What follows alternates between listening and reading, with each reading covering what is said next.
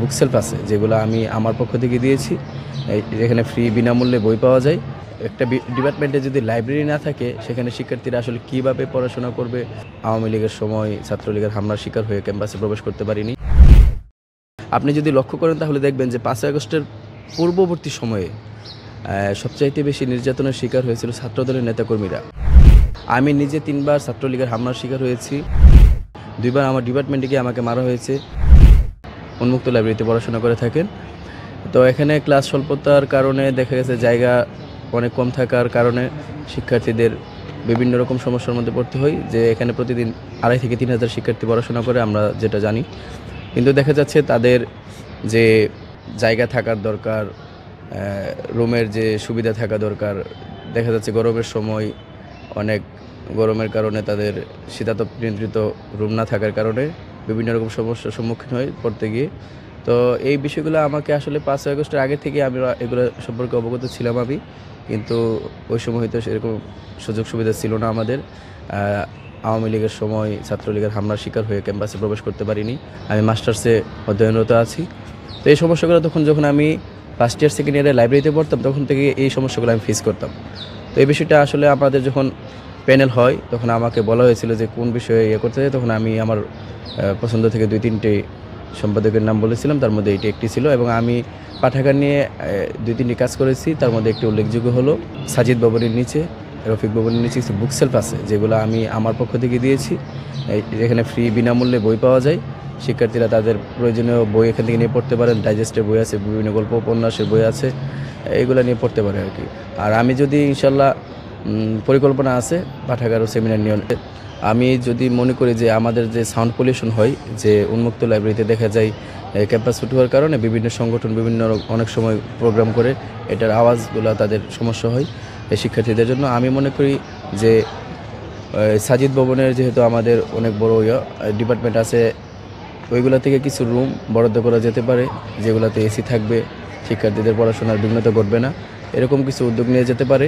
এবং আমি আরেকটু খোঁজ নিয়েছিলাম যে বিভিন্ন ডিপার্টমেন্টে এখনও যে লাইব্রেরি থাকা দরকার সেগুলো নেই। একটা ডিপার্টমেন্টে যদি লাইব্রেরি না থাকে সেখানে শিক্ষার্থীরা আসলে কীভাবে পড়াশোনা করবে আমার আসলে বোধগম্য নয় যে এই ডিপার্টমেন্টগুলো এখনও বঞ্চিত আছে সুযোগ সুবিধা থেকে। আমি এই ডিপার্টমেন্টগুলোর তালিকা তৈরি করতেছি। যদি হয় আমি এগুলোর জন্য আলাদাভাবে স্পেশালভাবে কীভাবে ভালো মানের লাইব্রেরি করা যায় সে বিষয়ে উদ্যোগ গ্রহণ করব। এবং ভালো মানের বই, যে বইগুলো দেখা যাচ্ছে যে ভালো ভালো রাইটারের বই থাকে না অনেক সময় বাজেটের কারণে, এগুলাতে বিশ্ববিদ্যালয় থেকে বাজেট বাড়িয়ে আমি সেগুলা প্রতি ডিপার্টমেন্টে যেন করতে পারে সেরকম চিন্তাভাবনা করব। হ্যাঁ, আমি অলরেডি আমি উন্মুক্ত লাইব্রেরি এবং সেন্ট্রাল লাইব্রেরিতে ভিজিট করেছি 2 দিন। এখানে লাইব্রেরির যারা দায়িত্বে আছে তাদের কাছ থেকে পরামর্শ নিয়েছি, যারা পড়াশোনা করে তাদের কাছ থেকে তাদের মতামত নিয়েছি। সেই অনুযায়ী আমি আমার ইশতেহার তৈরি করতেছি। ইনশাল্লাহ আশা করি 1 সপ্তাহের মধ্যেই আমি ইশতেহারগুলো প্রকাশ করব। এবং অলরেডি আমি অনেক বিভিন্ন রকম সমস্যা ফাইন্ড আউট করেছি, সেগুলোকে সমাধানের জন্য চেষ্টা করব।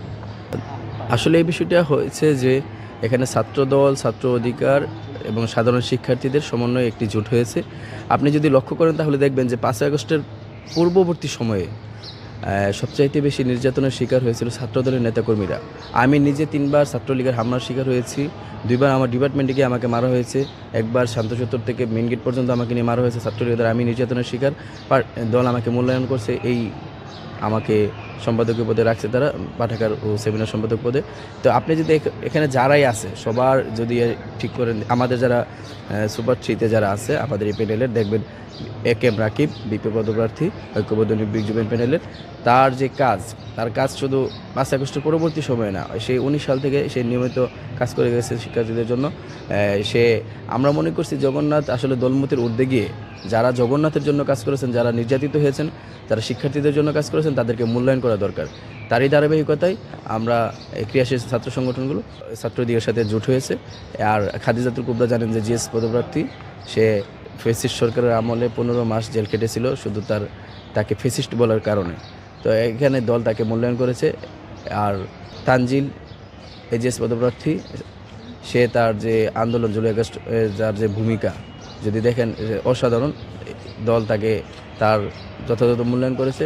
এরকম সবাই যারা যে পদে নির্বাচন করতেছে, যে পদে কাজ করতে আগ্রহী, অভিজ্ঞতা আছে তাদেরকে মূল্যায়ন করা হয়েছে। এখানে আসলে দল মত এগুলো কোনো বিষয় নেই। আর আমাদের মধ্যে যে অনেক দেখা যাচ্ছিল যে কেউ হয়তো বিদ্রোহ হবে কি না, এরকম কোনো সম্ভাবনাই নেই। সবাই এখন ঐক্যবদ্ধভাবে ঐক্যবদ্ধ নির্ভীক যুবন প্যানেলের জন্য কাজ করতেছে।